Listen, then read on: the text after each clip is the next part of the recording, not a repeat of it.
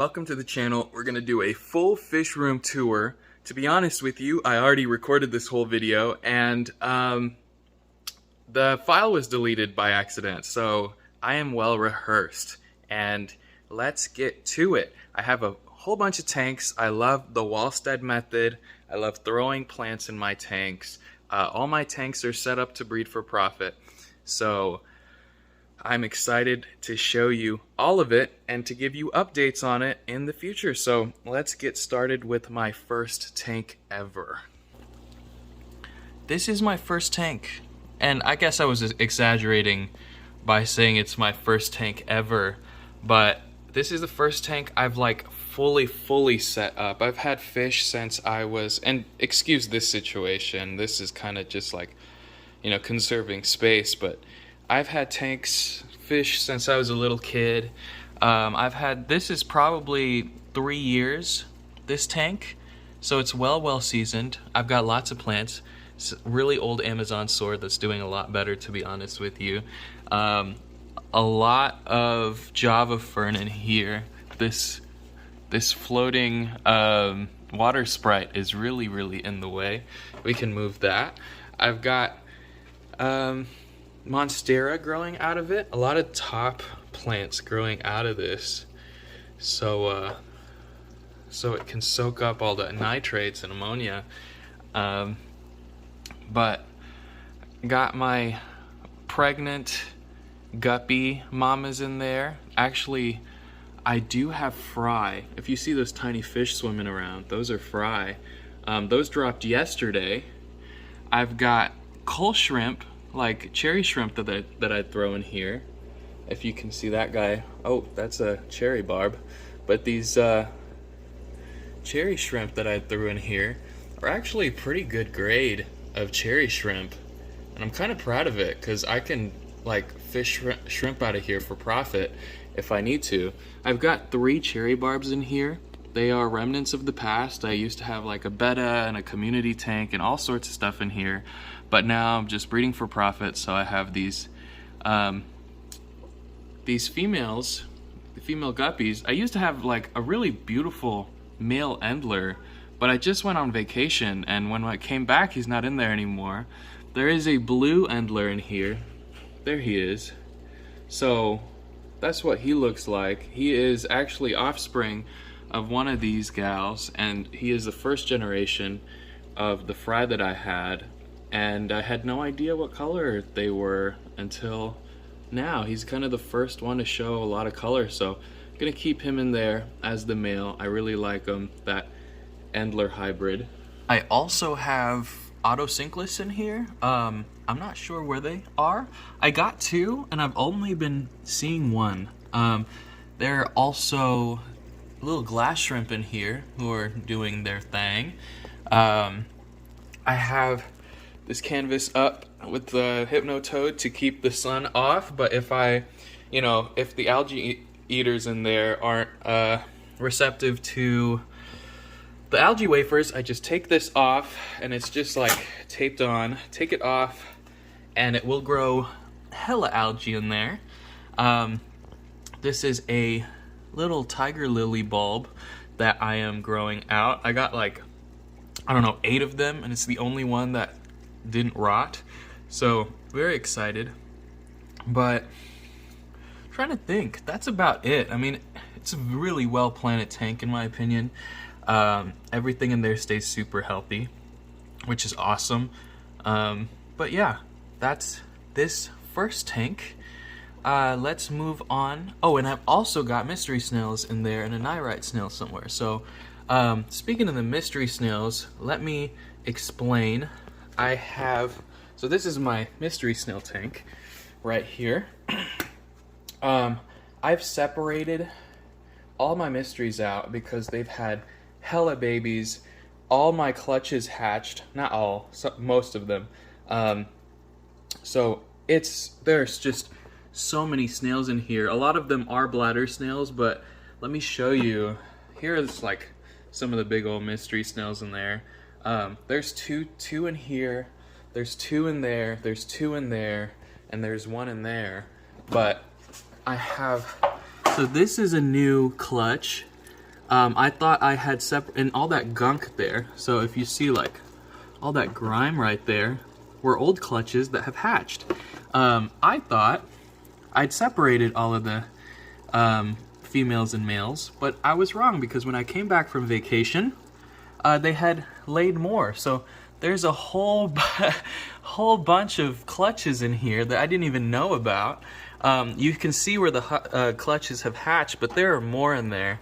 So I'm gonna be overrun by mystery snails. Got this pothos growing out the back, very nice. Adds to this aquascape. I have a breeding pair, Endler male and guppy female.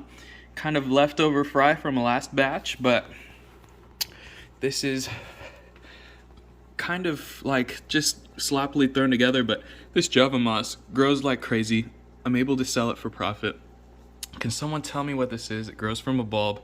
I want to get more. It was a huge surprise because I threw a tiny bulb in there and it turned into this. So it is beautiful. Someone tell me what this is. I feed this tank so much. I feed it green beans, algae wafers, protein pellets. Feed it so much. Snails eat it up. I have 2 bristlenose plecos in here. I can't find one of them.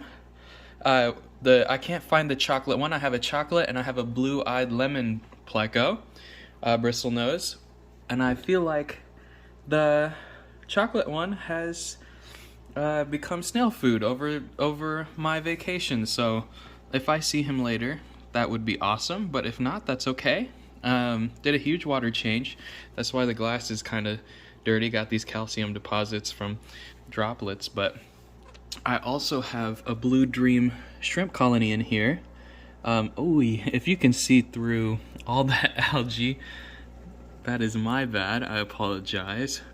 But there's Blue Dreams in there. That's my snail tank. Used to have a whole bunch of mystery snail adults, so now there's only 2. And hopefully they stop laying eggs because I can't support any more life in here. This tank is literally a biohazard. There's so much waste being produced, but it's okay. The plants grow like crazy. It's a little, Java fern farm, and the fish seem to be fine. I smell the water. I test the water. It's fine. The more plants, I've got some hyacinth growing in there too. Like, need to just throw more plants in there. And I do regular water changes, so it's fine, but I need to really dial down on the snails, and once they grow, I can sell them off. But yeah, that's my snail tank. Speaking of shrimp, I wish I could get a better look at this Blue Dream, but right here, if we come over, this is also a very old tank that I have. This is my red cherry shrimp tank. I've tried to cull them, but I sold a whole bunch, and right now I am in a stage where I just need them to reproduce. So we've got pearlweed in here, Sylvinia and duckweed on top. I'm growing pothos on top. Got some mystery snails in there. There is a golden Siamese algae in there, which this tank used to have a huge hair algae problem, and I regret getting that Siamese algae eater because I didn't know any better. He doesn't really eat any of that stuff, and I'm afraid he's eating baby shrimp, which, there's a lot of hiding space in there, so it should be fine, but that was a mistake, and I can't catch him because it's so planted in there. He just goes under the carpet, unfortunately, but that's okay. It's still a beautiful, beautiful, beautiful tank. I need to do some aquascaping. Everything's kind of gone out of control. I have 2 ruby tetras in here, which are just vibing. There he goes. There we go. Yeah, so I've got some ruby tetras. There's both of them right there. So this is a very simple tank. I barely do anything to it. I keep it very stable. I barely even feed it. It's its own little ecosystem, and I love it. It's so wild looking. They're pretty shy right now. Those Fish don't want to be recorded. The snails I threw in here laid clutches, so I literally can't get away from having snail babies. So like this one was like laid last night. I don't even remember that one. So that sucks. And they're both females, so they must be holding on to some sperm. But that's okay. Whatever. Cross that bridge when we get there. That's my cherry shrimp tank. This light is so good. Too good. Grows lots of algae, but grows plants like crazy. If you have a very strong light, I recommend getting floating plants and just throwing hella plants in there. Let them grow, outcompete the algae. You could do, with something like this is only 5 gallon.